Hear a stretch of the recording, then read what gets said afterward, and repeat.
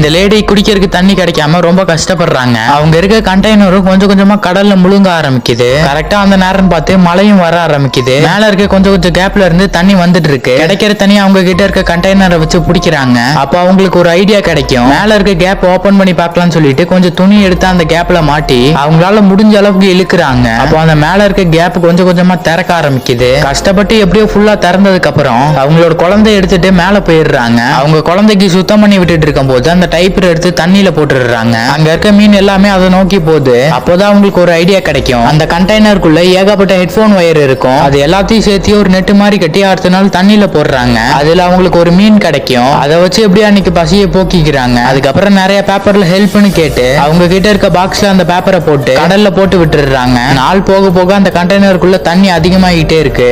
அவங்களால முடிஞ்ச அளவுக்கு கண்டெய்னருக்குள்ள இருந்த தண்ணியை வெளியே தள்ளிடுறாங்க. தனியா அவங்க குழந்தைக்காக ஒரு போட் ரெடி பண்ணி அதுல அவங்க குழந்தைய வச்சு தண்ணியில விட்டுடுறாங்க. இந்த கண்டெய்னரும் முழுங்க ஆரம்பிச்சிருச்சு. வேற வழி இல்லாம அந்த குழந்தையோட போட்டை தான் சர்வே பண்றாங்க.